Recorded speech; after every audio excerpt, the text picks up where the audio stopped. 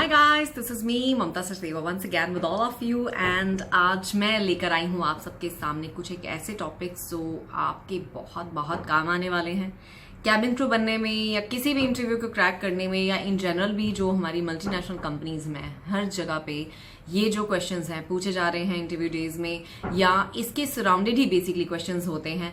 तो मैं ये चाहती थी आज मैं आपके सामने एक ऐसा टॉपिक लेकर आऊं जो सिर्फ कैबिन क्रू से रिलेटेड नहीं हो, इन जनरल भी हो। जो मल्टीनेशनल कंपनीज में लोग जाते हैं, किसी भी कंपनी में, बड़ी कंपनी में काम करने के लिए जाते हैं, उनके एम्प्लॉयज में कौन से ऐसे 5 पॉइंट्स हैं जो इंटरव्यूअर्स देखते हैं, परखते हैं, आप में जानना चाहते हैं।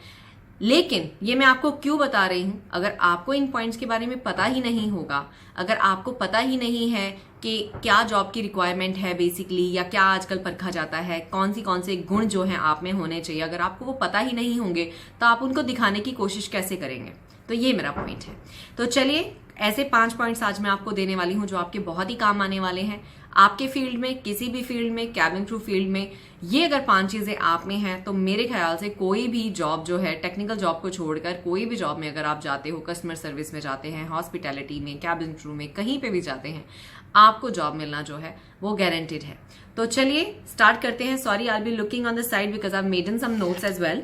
तो मैं वहां से थोड़ा पढ़ के भी, ताकि कोई पॉइंट जो है वो मिस ना हो जाए इंपॉर्टेंट। तो सबसे पहले मैंने लिखा है, अगर आप में गुड पीपल स्किल्स हैं। गुड पीपल स्किल्स क्या होते हैं? गुड पीपल स्किल्स में होती है गुड कम्युनिकेशन। गुड कम्युनिकेशन का मतलब बोलचाल, लोगों से किस तरीके से आप पेश आते हैं, विनम्रता से बोलते हैं, आराम से बोलते हैं, लोगों की बातों को आराम से सुनते हैं, उनकी बातों को समझते हैं, फिर आप उस बात का जवाब देते हैं। इसको हम गुड कम्युनिकेशन स्किल्स का हिस्सा बोलते हैं।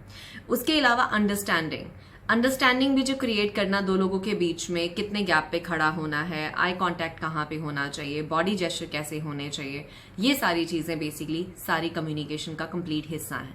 खाली कम्युनिकेशन सिर्फ 4 शब्द बोलना कम्युनिकेशन नहीं है। कम्युनिकेशन आपकी बॉडी लैंग्वेज भी कम्युनिकेट करती है, आपकी जो आंखों का देखने का तरीका है वो भी कम्युनिकेट करता है, बोलने का तरीका भी, और आपके जो वर्ड्स हैं डेफिनेटली उनकी भी बहुत ज्यादा मान्यता है। तो ये सारी चीजों को आपने ध्यान में रखना है कि गुड कम्युनिकेशन स्किल्स अगर आप में हैं तो आप डेफिनेटली जॉब में सिलेक्ट हो सकते हैं। That was the first one. Good people skills इसको भी बोला जाता है। Second is approachable and welcoming manner.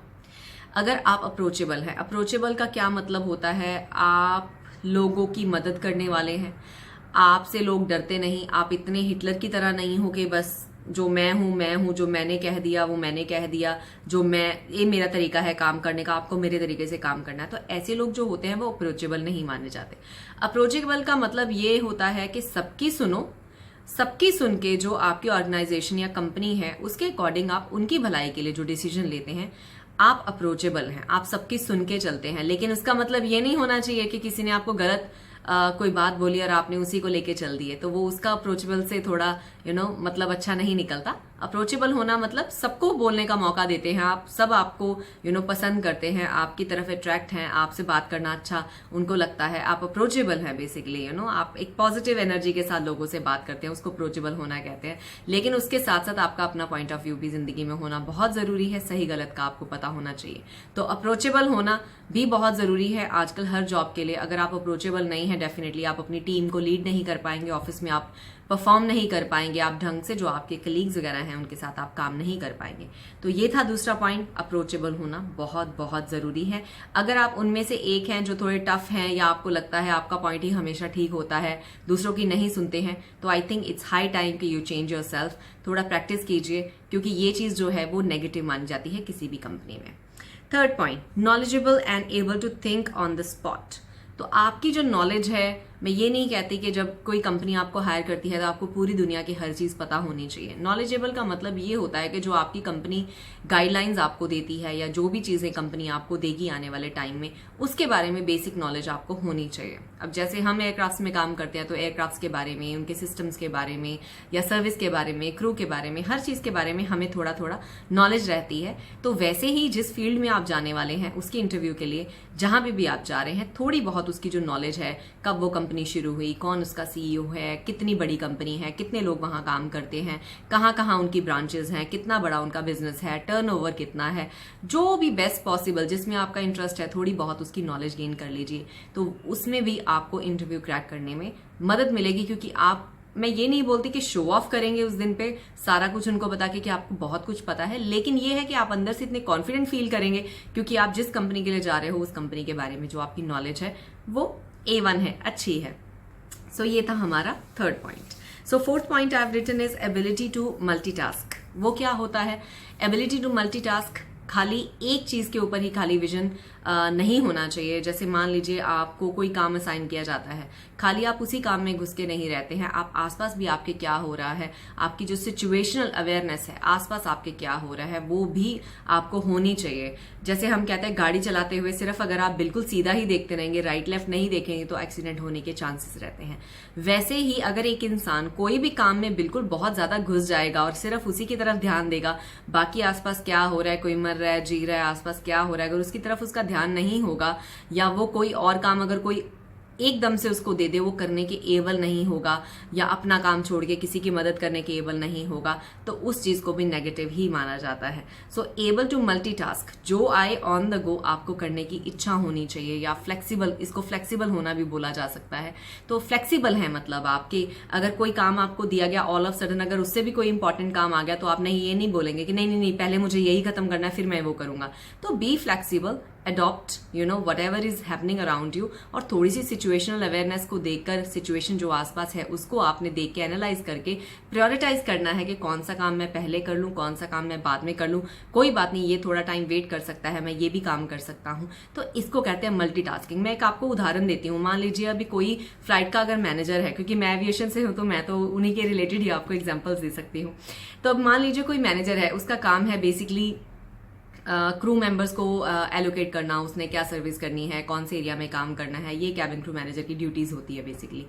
तो मान लीजिए अगर एक कैबिन क्रू मेंबर बीमार है उस फ्लाइट में, फ्लाइट फुल है, तो एक मैनेजर का काम नहीं है अगर सर्विस करना, लेकिन उसको सर्विस करना पड़ रहा है या वो करने के लिए विलिंग है, तो उसको हम कहते हैं मल्टीटास्किंग, कि वो अपना काम भी कर रहा है एज अ मैनेजर और साथ ही साथ में वो सर्विस में भी इन्वॉल्व हो रहा है, क्योंकि उसको रिजल्ट जो है फ्लाइट पे अच्छे चाहिए। I hope you can understand a bit. Yeah so this was the fourth and the most important point. Yeah so ability to multitasking is very very important. Yeah so काम attitude and अ काम presence.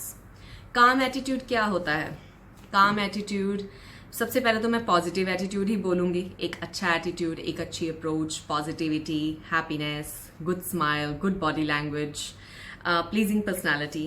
काम का मतलब ये नहीं होता कि आप चुप करके बिल्कुल एक डेस्क पे बैठे रहे। काम का मतलब शांत सा भाव, लेकिन जब बोलने की जरूरत हो बोलें, जब कुछ डिसीजन लेने की बात हो डिसीजन लें, जब कोई बात आपके आसपास हो रही है उसमें इन्वॉल्व हों, लेकिन काम पर्सनैलिटी, काम एंड पॉजिटिव। काम एंड पॉजिटिव होना भी बहुत ज़रूरी है, क्योंकि जो लोग अंदर से काम नहीं होते, काम मतलब हम बोल सकते हैं शांति प्रिय, जो लोग बहुत ही ज़्यादा हड़बड़ सारा दिन करते रहते हैं, तो कहीं ना कहीं आपका जो वर्क प्लेस है वो अफेक्ट हो सकता है आपकी इस नेचर से। तो थोड़ा सा बैलेंस, अगर आप बहुत ही हाइपर एक्टिव हैं, थोड़ा सा अपने आप को काम कीजिए, क्योंकि काम के ऊपर थोड़ा शांति प्रिय रहना भी बहुत ज़रूरी है। तो ये थे कुछ एक पॉइंट्स गाइस जो मेरा दिल किया कि मैं आपको बता दूं कि इंटरव्यूअर्स बेसिकली ये सारी चीज़ें तो बेसिक हैं जो किसी भी जॉब में रिक्वायर्ड रहती हैं। अगर ये कुछ एक पॉइंट्स आप में ऑलरेडी हैं तो उनको और ज़्यादा दिखाइए। इंटरव्यू में किस तरह से दिखाने हैं, डिस्प्ले करने हैं, जब बात करते हैं अच्छे ढंग से कीजिए, स्माइल के साथ, पॉजिटिव एटीट्यूड के साथ। अपनी एग्जाम्पल्स जो हैं इन्हीं 4-5 पॉइंट्स के आसपास बनाइए, पॉजिटिव एग्जाम्पल्स बनाइए अपने काम की, ताकि आपको हायर किया जाए। क्योंकि क्या होता है, सीवी में जो लिखा होता है वो सिर्फ आपकी एजुकेशन या वो चीजें हैं जो आपने ऑब्टेन की हैं, लेकिन आप अंदर से कैसे इंसान हैं, काम को आप कितना दे पाओगे, काम पे आप किस तरह से परफॉर्म करोगे, वो सारी चीजों को जज करने के लिए ये सारे पॉइंट्स जो हैं वो जज किए जाते हैं रिक्रूटमेंट डे के ऊपर। आई होप दोस्तों ये एक छोटी सी वीडियो थी, मेरा ऐसे ही मन किया कि मैं आप सबके साथ ये बातें शेयर करूं, ताकि आपको, आप जैसे बहुत सारे लोगों को जिनको इन चीज़ों का मतलब नहीं पता, उनको कुछ हेल्प बन सके, और वो जो क्वेश्चंस, जो भी इंटरव्यू के क्वेश्चंस हैं, वो अपने क्वेश्चंस के आंसर्स जो हैं इन्हीं चीज़ों के बेस के ऊपर तैयार कर सके, ताकि एक पॉजिटिविटी, एक जो जॉब हासिल करने के लिए चीज़ें हैं उनको वहाँ पे इंटरव्यू डे के ऊपर दिखा सकें।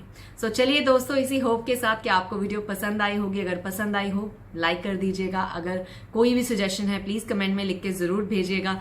पसंद आई तो भी लिख दीजिएगा, नहीं पसंद आई तो भी लिख दीजिएगा। मैं ममता सचदेवा कर रही हूँ साइन ऑफ अभी, और फिर मिलते हैं किसी और वीडियो के साथ, किसी और टॉपिक के साथ। तब तक के लिए दोस्तों धन्यवाद, बाय बाय। और चैनल को सब्सक्राइब करना नहीं भूलना है। Bye bye.